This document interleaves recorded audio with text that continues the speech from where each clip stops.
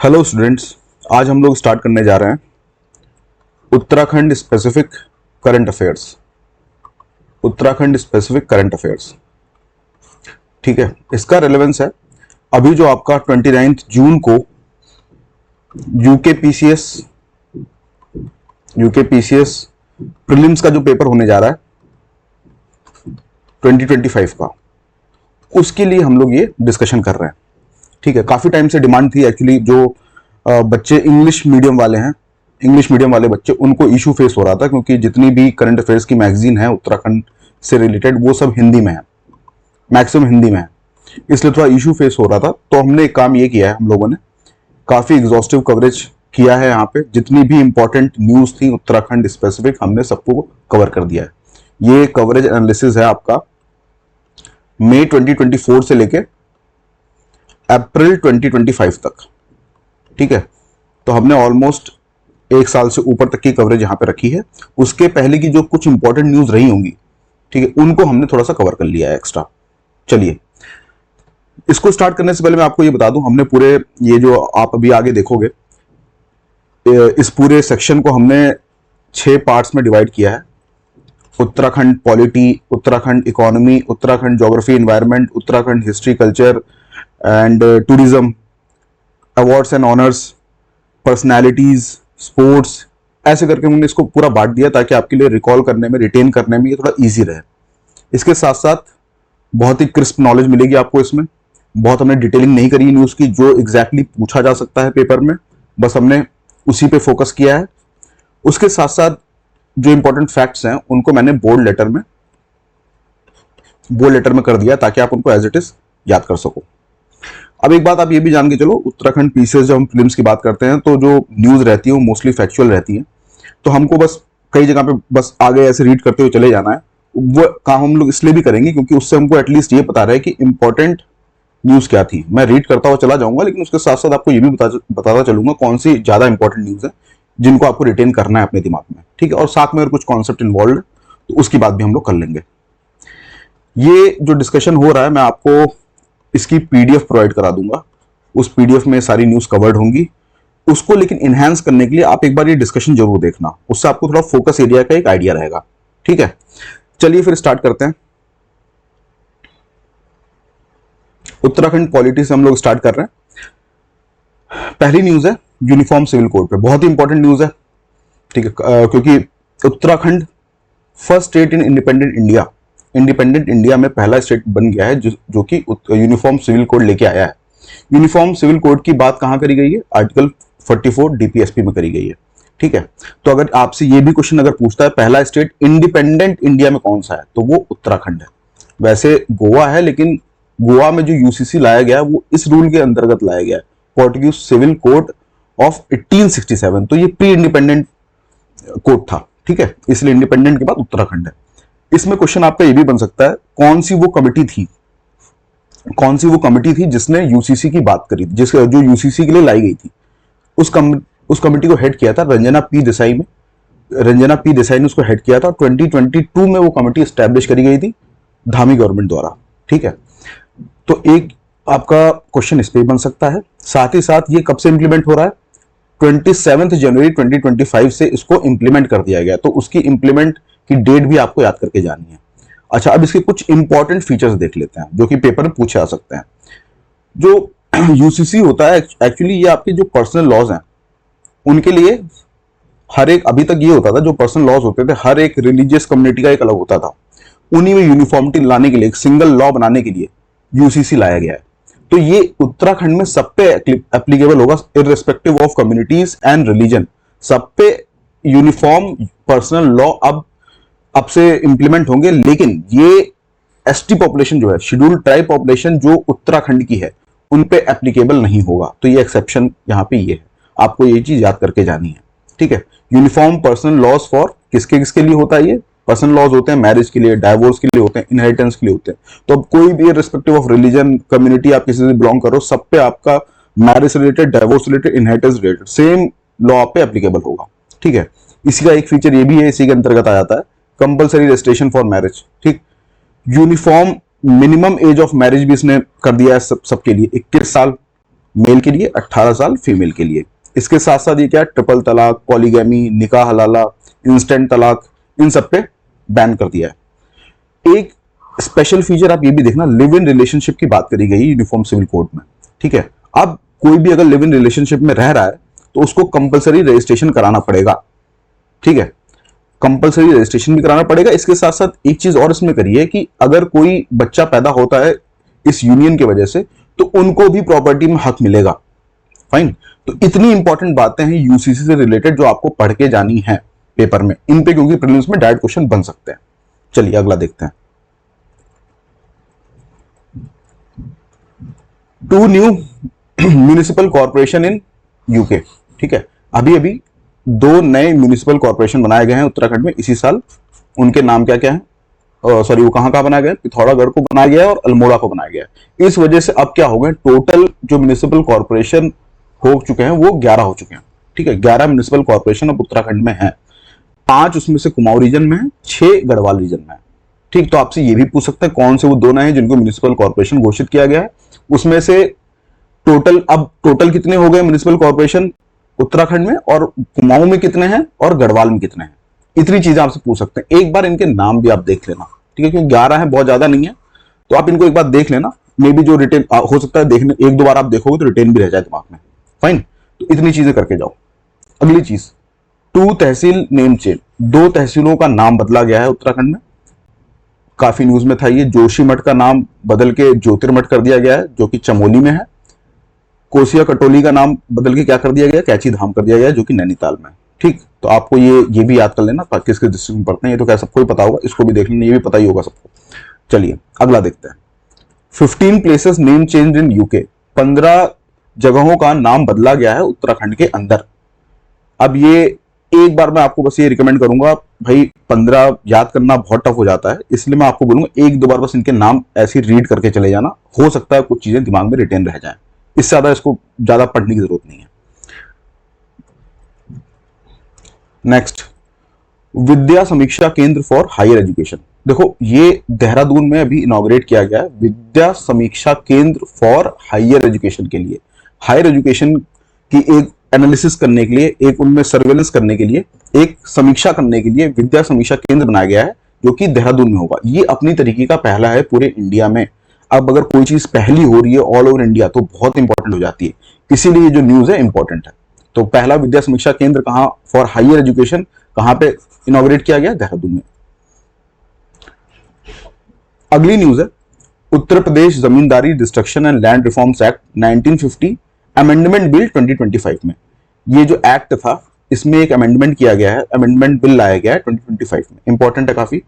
ये amendment bill इसलिए लाया गया था ताकि इलीगल जो लैंड ट्रांसफर हो रहे थे उत्तराखंड में, इलीगल लैंड ट्रांसफर जो हो रहे थे उत्तराखंड में, उनको रोका जा सके।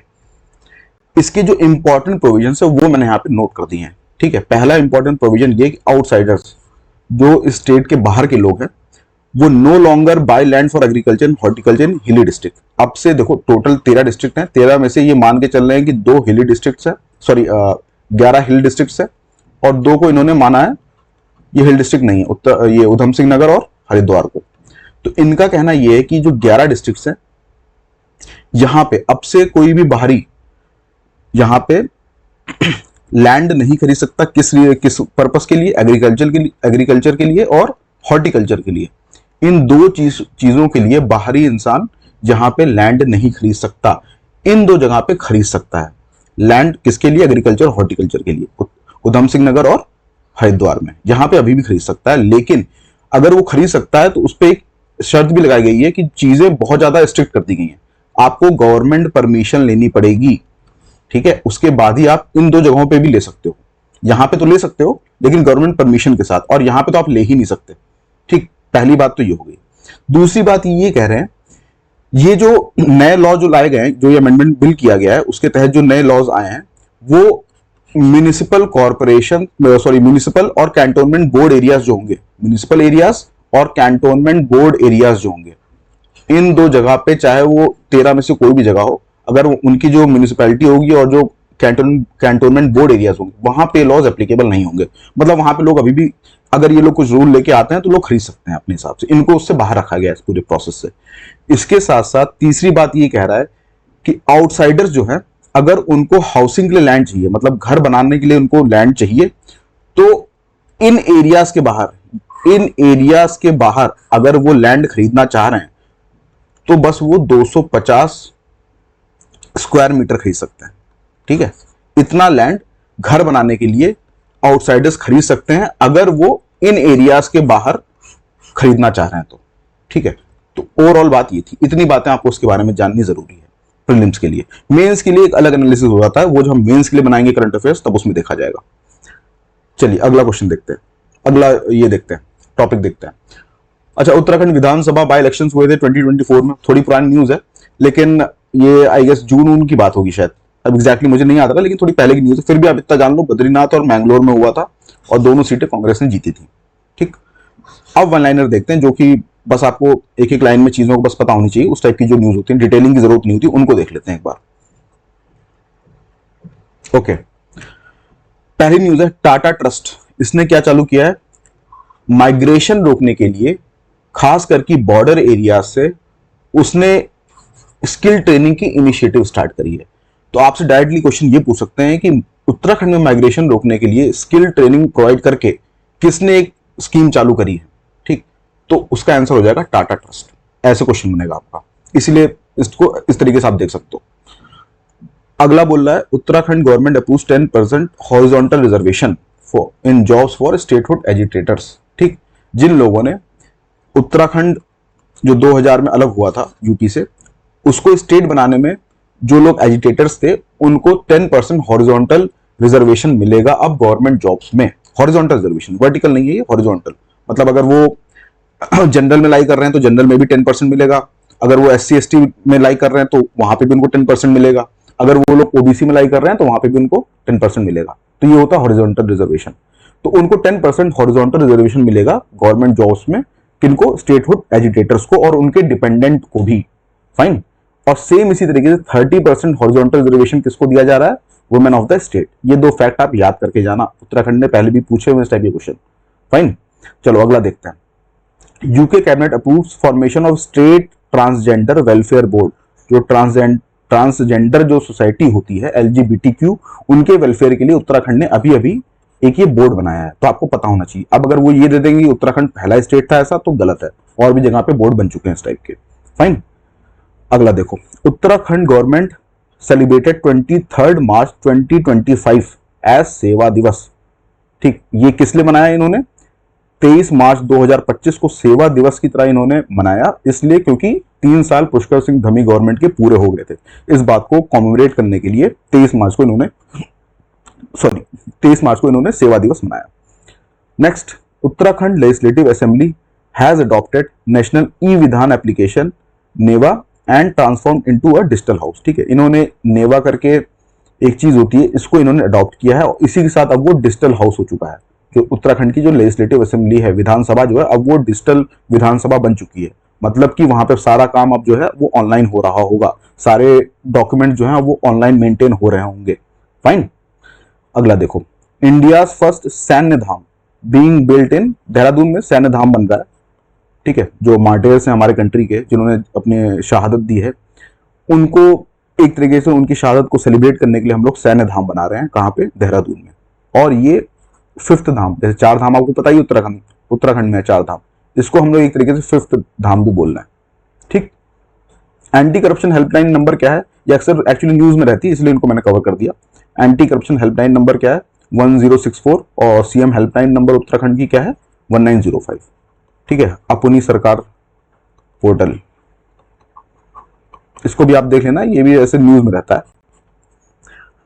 चलो नेक्स्ट, हमने उत्तराखंड की पॉलिटी देखी, जो उसके करंट अफेयर्स के जो इंपॉर्टेंट क्वेश्चंस थे उनको हमने कवर किया। अब हम उत्तराखंड की इकोनॉमी रिलेटेड जो करंट अफेयर्स के इंपॉर्टेंट क्वेश्चंस हैं उनको कवर करते हैं। ठीक है, चलो पहला देखते हैं, उत्तराखंड बजट 2025-26 बहुत ही इंपॉर्टेंट है। बजट हर बार पूछा जाता है, इस बार पूछा जाएगा। चलो, इसमें पहली बात ये, first paperless budget of Uttarakhand, पहली बार ये पेपरलेस बजट है। ठीक है, तो ये अपने आप में ही एक इंपॉर्टेंट न्यूज हो गई, आप रट के जाना इस बात को। पहली बार उत्तराखंड का जो बजट हुआ है वो पेपरलेस है, मतलब सब कुछ वो मोबाइल ऐप में किसी उन्होंने पीडीएफ फॉर्मेट में या फिर दूसरे फॉर्मेट में उन्होंने ऐप में ही दे दिया होगा। फाइन। 7 फोकस एरिया, कितने फोकस एरिया इस पे बन सकता है क्वेश्चन, कितने फोकस एरिया थे बजट के और कौन कौन से थे, ठीक है। तो इनके सबके नाम आप देख के जाना। उसके साथ साथ the budget is based on the ज्ञान मॉडल। अब ज्ञान मॉडल क्या है वो भी आपसे पूछ सकते हैं कि ज्ञान मॉडल में क्या क्या कवर था। तो इसमें देखो नाम से, जी से क्या है गरीब पुअर, वाई से क्या है युवा यूथ, ए से क्या है अन्नदाता फार्मर, एन से क्या है नारी वुमेन, ठीक। तो ज्ञान मॉडल भी आपसे डायरेक्टली पूछ सकते हैं कि उसमें क्या क्या, इसमें क्या क्या फील्ड इन्वॉल्व है, तो ये वाली है। ऐसी नमो बजट, नमो, ये सब देखो टर्म यूज है, तो इसलिए आपको बस पता होना चाहिए ये क्या क्या क्या टर्म है, ये क्या सिग्निफाई कर रहा है नमो बजट। तो इनमें भी देखो नाम से ही देखो, एन से क्या है नवाचार, इनोवेशन, इनोवेशन को नवाचार बोलते हैं। ए से आत्मनिर्भर उत्तराखंड, सेल्फ सेल्फ इंग्लिश वालों के लिए सेल्फ रिलायंट उत्तराखंड। एम से क्या है महान विरासत, ठीक है, कल्चरल रिच कल्चरल हेरिटेज की बात हो रही है यहाँ पे। और ओ से क्या है ओजस्वी मानव संसाधन, एनर्जेटिक ह्यूमन रिसोर्स, ठीक। तो ये है नमो का मतलब, ये हो गया, तो आपको ये भी पता होना चाहिए। अब देखो बजट की कुछ इंपॉर्टेंट फैक्ट्स देखते हैं, यहां पे भी काफी इंपॉर्टेंट चीजें पता चलेंगी आपको। बजट का जो ओवरऑल साइज था, मैंने देखो जो इंपॉर्टेंट बातें बस वही कवर करी हैं, हर एक फैक्ट को मैंने नहीं इंक्लूड किया है, जो पेपर में आ सकता है बस हम लोग वही देखेंगे। बजट का जो ओवरऑल साइज था वो था 1,01,175 करोड़, ये आपको फिगर पता होना चाहिए। और ये भी बहुत इंपॉर्टेंट फिगर है, सॉरी फैक्ट है, पहली बार ऐसा है कि उत्तराखंड का जो बजट की जो साइज है वो 1 लाख से ज्यादा है, ये पहली बार ऐसा हुआ है, इसीलिए ये अपने आप में इंपॉर्टेंट बात है। State GSDP, gross state domestic product, ठीक है, स्टेट जीएसडीपी कितनी है 3.78 लाख करोड़, ये आप देख के जाना। फाइन। रेवेन्यू सरप्लस कितना है 0.6% of GSDP. Fiscal deficit target कितना है 2.9% ऑफ जीएसडीपी। ये सब इंपॉर्टेंट फैक्ट है, याद करके जाना।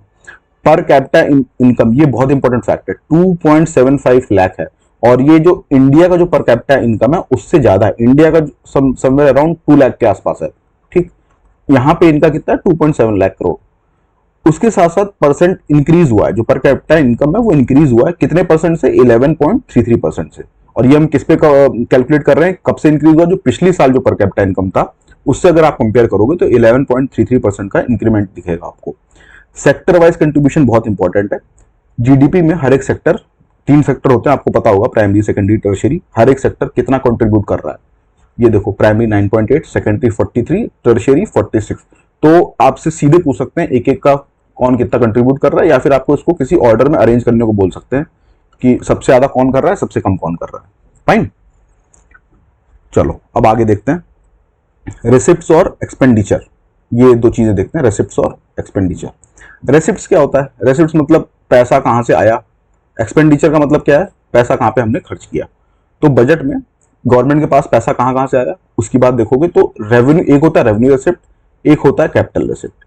रेवेन्यू रेसिप्ट जो होता है, ठीक है, ये वो होते हैं जैसे आपको टैक्स में कुछ मिल गया, फीस में कुछ मिल गया, इन सबको रेवेन्यू रेसिप्ट बोलते हैं। कैपिटल रेसिप्ट कौन से होते हैं, जैसे लोन लेके कुछ मिल गया, इस टाइप की चीजें जो होती हैं वो कैपिटल रेसिप्ट में आ जाती हैं। पहला तो आपकी इंफॉर्मेशन यही पता होना चाहिए कि जो रेवेन्यू रेसिप्ट है वो 62,000 करोड़ है और कैपिटल रेसिप्ट कितना है 38,000 करोड़। इसका मतलब क्या है, revenue receipt is greater than capital receipt, यही आपका पहला फैक्ट, आपको यही पता होना चाहिए, ये इससे ज्यादा है। इसमें भी आप देखो टैक्स रेवेन्यू 40,000 करोड़ है और non tax revenue, tax revenue मतलब वही हो गया आपके जैसे स्टेट जीएसटी हो गया, ठीक है, स्टेट एक्साइज हो गया, तो ये सब आपके टैक्स रेवेन्यू होते हैं। नॉन टैक्स जो मतलब फीस उससे मिल जाते हैं पैसे, वो सब आपके नॉन टैक्स में आ जाते हैं। तो ये रेवेन्यू रिसिप्ट के सब पार्ट होते हैं। इसमें भी अगर आप देखोगे ना तो टैक्स रेवेन्यू जो है, tax revenue is greater than non tax revenue, ये भी आपको एक फैक्ट पता होना चाहिए। देख लो इससे ये इससे ज्यादा है। फाइन, तो ये भी पता होना चाहिए। इसके साथ साथ आप अब देखो ब्रेकअप ऑफ रिसिप्ट, अगर आप ओवरऑल रिसिप्ट को अगर वो देखोगे कहां से सबसे ज्यादा पैसा आ रहा है, अगर ओवरऑल रिसिप्ट को देखो, रेवेन्यू कैपिटल सब मिला दो और फिर देखो सबसे ज्यादा पैसा कहां से आ रहा है, तो स्टेट ओन टैक्स, ठीक है, जैसे स्टेट जीएसटी हो गया, स्टेट एक्साइज टैक्स हो गया, वहां से सबसे ज्यादा पैसा आ रहा है। तो ये आपको एग्जैक्टली याद होना चाहिए, सबसे ज्यादा टैक्स कंट्रीब्यूशन कहां से होता है, स्टेट ओन टैक्स से होता है। उसमें भी अगर आप ये देखोगे स्टेट ओन टैक्स में भी सबसे ज्यादा कहां से होता है, तो वो कहां से होता है, स्टेट जीएसटी से होता है। ये बहुत इंपॉर्टेंट फैक्ट्स होते हैं, इनको आपको याद होना चाहिए। ठीक है, चलो अब आओ एक्सपेंडिचर देखते हैं। एक्सपेंडिचर मतलब पैसा कहां पे खर्च किया हमने। तो एक होता है रेवेन्यू एक्सपेंडिचर, ठीक है, और एक होता है कैपिटल एक्सपेंडिचर। रेवेन्यू एक्सपेंडिचर मतलब वो शॉर्ट टर्म चीजों के लिए जो हम लोग एक्सपेंड करते हैं, जैसे सैलरी, पेंशन, इन सब में जो पैसा हम लोग खर्च करते हैं वो रेवेन्यू एक्सपेंडिचर होता है। कैपिटल एक्सपेंडिचर जिनका की मतलब लॉन्ग टर्म प्रभाव दिखेगा। आप कोई कैपिटल जनरेट करने वाले एसेट बना रहे हो, ठीक है, जैसे आपने ये बना दिया, क्या बोलते हैं, कैनाल्स बना दिया, ठीक है, इरिगेशन फैसिलिटीज बनाई हैं, स्कूल्स बनाए हैं, ये सब आपके कैपिटल एक्सपेंडिचर में आ जाएंगे। तो यहां पे भी आप देखो रेवेन्यू एक्सपेंडिचर कैपिटल एक्सपेंडिचर से ज्यादा है, ठीक है, ये ज्यादा है। पहला फैक्ट तो ये हो गया। अब देखो ब्रेकअप ऑफ एक्सपेंडिचर हम देखें तो सबसे ज्यादा कहां से आ रहा है, अदर एक्सपेंडिचर से आ रहा है, फिर सैलरीज से आ रहा है। जनरल सर्विस एक्सपेंडिचर अगर आप देखोगे, ये एक नई चीज उन्होंने इसमें देखी है, पहली बार मैं देख रहा हूं उस टाइप की चीज, तो उसको बस आप रट्टा मान लो। सबसे ज्यादा कहां से आ रहा है, सबसे ज्यादा एक्सपेंडिचर कहां पे हो रहा है, पेंशन में हो रहा है, ठीक। उसके बाद आप देखोगे financial economic service expenditure, financial या इकोनॉमिक सर्विस एक्सपेंडिचर अगर आप देखोगे तो सबसे ज्यादा कहां, किस डिपार्टमेंट में हुआ है, किस उसमें हुआ है, हेड में हुआ है, रूरल डेवलपमेंट में, उसके बाद एग्रीकल्चर में हुआ है। तो ये पहले वाले तो आप पक्का याद करके जाओ। अगर आपसे क्वेश्चन ये पूछे इकोनॉमिक सर्विस एक्सपेंडिचर किसमें सबसे ज्यादा हुआ, आपको 3-4 ऑप्शन दे देगा, तो आपको बस ये पता होना चाहिए रूरल डेवलपमेंट में सबसे ज्यादा हुआ है। जनरल सर्विस एक्सपेंडिचर की बात होगी तो सबसे ज्यादा किसमें हुआ है, पेंशन में हुआ है, ठीक है। सोशल सर्विस एक्सपेंडिचर की अगर बात होगी तो सबसे ज्यादा किसमें हुआ है, education, sports, art and culture, ये पूरा एक हेड है, अलग अलग नहीं है सब, ठीक। उसके बाद हेल्थ एंड फैमिली वेलफेयर, ये सब बात। तो सोशल सर्विस एक्सपेंडिचर सबसे ज्यादा कहां हुआ है, इसमें हुआ है। एजुकेशन के बारे में आप ये जान के चलो, ये फैक्ट उसमें दिया हुआ था आपके बजट में कि उत्तराखंड ने एजुकेशन में कितना अलॉट किया, 16.7%।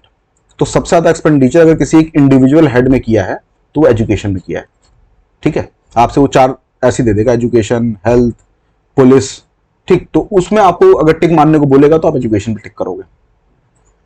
चलो अगला देखते हैं।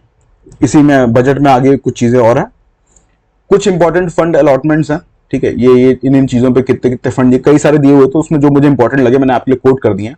स्टार्टअप वेंचर फंड में 20 करोड़, एमएसएमई इंडस्ट्री में 50 करोड़, प्रवासी उत्तराखंड परिषद के लिए 1 करोड़, 125 करोड़ किसके लिए, सारा के लिए, ठीक है। Spring and river rejuvenation authority, ठीक है, आपको पिछले साल यूटीडीबी करके पूछा था इन्होंने, Uttarakhand tourism development board.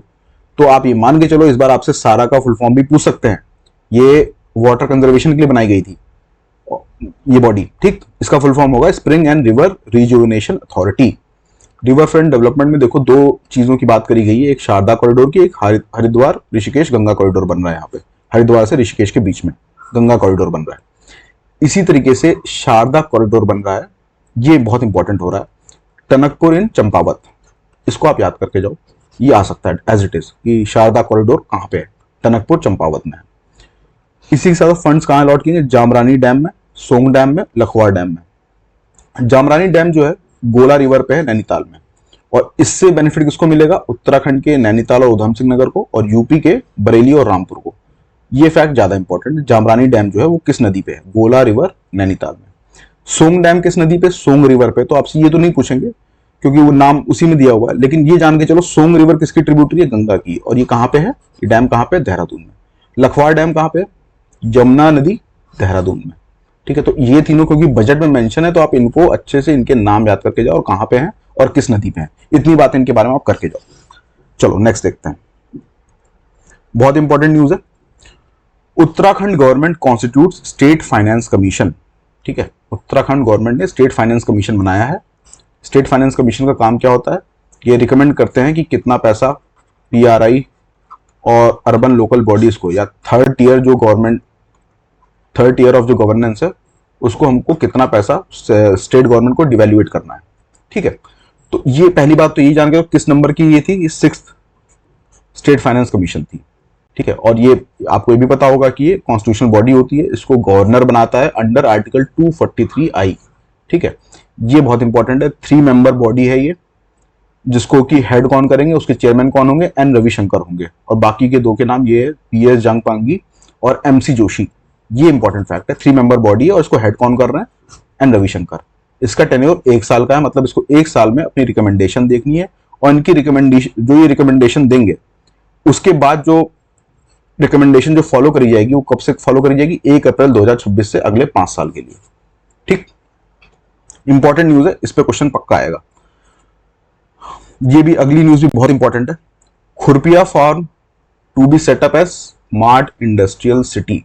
Khurpia farm, government ने अभी रिसेंटली इस टाइप की 12 इंडस्ट्रियल सिटी स्टैब्लिश करने की बात करी थी। जो हमारे ये इंडस्ट्रियल कॉरिडोर है कई सारे, जैसे अमृतसर कोलकाता इंडस्ट्रियल कॉरिडोर है, ठीक है, ऐसे दिल्ली मुंबई इंडस्ट्रियल कॉरिडोर है, ऐसे और भी कई सारे हैं।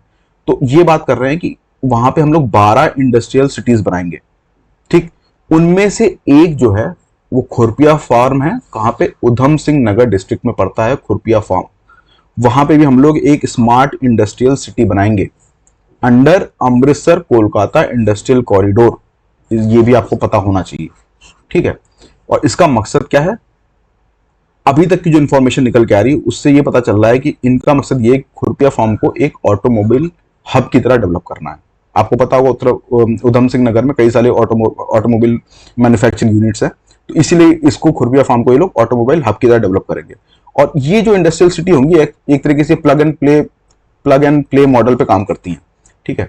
यहाँ पे मतलब आप इंडस्ट्रीज को पहले से ही बहुत सारी सुविधाएं दे के रखते हो, ठीक है। बहुत सारी सुविधाएं, जैसे वहां पे इलेक्ट्रिसिटी अच्छी रहेगी, प्रॉपर इलेक्ट्रिसिटी रहेगी, टैक्स में बेनिफिट रहेगा, सिंगल विंडो क्लियरेंस रहेगा वहां पे।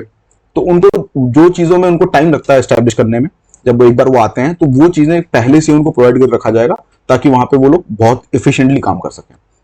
फाइन, तो ये आपको इसमें ये पता होना चाहिए खुरपिया फार्म जो है वो उधम सिंह नगर डिस्ट्रिक्ट में, उसको स्मार्ट इंडस्ट्रियल सिटी की तरह बनाया जाएगा। टोटल 12 बनाने जा रहे हैं, अमृतसर कोलकाता इंडस्ट्रियल कॉरिडोर पे ये पड़ता है, ठीक। अगला देखो, centre of excellence for temperate fruit. ये कहां पे स्टैब्लिश किया जा रहा है टेम्परेट फ्रूट के लिए? चौबतिया अल्मोड़ा में। कौन स्टैब्लिश कर रहा है इसको? सॉरी, ये स्टैब्लिश किसके अंडर हो रहा है? Mission for integrated development of horticulture.